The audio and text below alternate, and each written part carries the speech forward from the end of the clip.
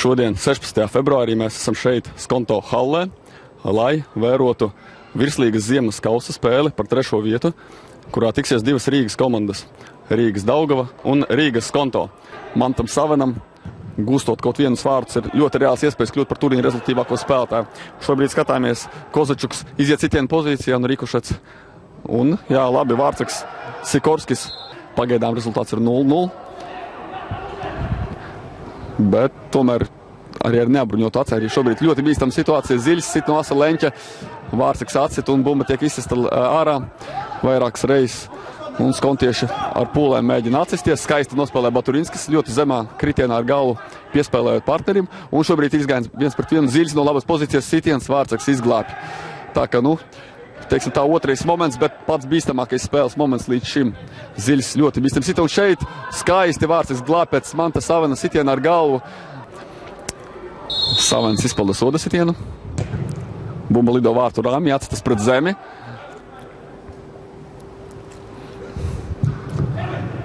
Un šeit vārtu stāps. Redzējāt, pēc stūra sitiena Toms Tomašauskas ar galvu. Viņiem ir iespēja vēlreiz to izpildīt. Savens sit uz tālo vārtu stabu. Neveiksmīgi tiek bumba izsist ar galvu, un tur šķiet no vārtu līnijas viens no Skonto futbolistiem glāb komandu. Skatīsimies, varbūt tiesas ļaus izspēlēt epizodu līdz galam, un tad atgriezīsies pie šīs epizodas. Taču šeit numurs 2 Skonto rindās Vladislavs Sorokins patiešām cieta, un viņam saņēma sitienu no aizmugures ar taisnām kājām. Un, ja tavās komandā ir tādi futbolisti kā Mihaiļģuks, Tomašauskas, Savens un Grebis un Kačanovs, tad arī tu jau esi interesants. Skatāmies Rīgas Daugavas uzbrukumu. Labs centrējums un jābūt vārtiem, un atkal neticamā veidā netiek gūti vārti. Atdeva tālāk, un šobrīd jau uzbrukums pa labo malu. Un atkal, nevis Grebis, šoreiz tas bija Savens, kurš tur cīnījās, kaut gan atkal jāskatās, kādu sastāvu Daugavas atvedīs finālu. Un šobrīd labs moments, un atkal skaists vārdsarga leciens un atvairījums. Un redzēsim, vai steiga arī nevienmēr ir tas labākais ceļabiedrs spēlē. Un tagad ir Skonto labs pretuzbrukums. Bīstam sitiens un Vaičulis glāb. Jūs redzējāt, kā notiek futbolā. Atvainojos Kačanovam. Kačanovs dot sodu laukumā Savenam. Savens apgriežas. Un diezgan biezs ir Skonto sodu laukumā, tomēr viņš atrod. Lieliski atrod uzskrējušu futbolistu. Tas bija, starp citu, mūsu futbolists Sorokins, kurš veica šo labo reidu un piespēlē beigās pa labi.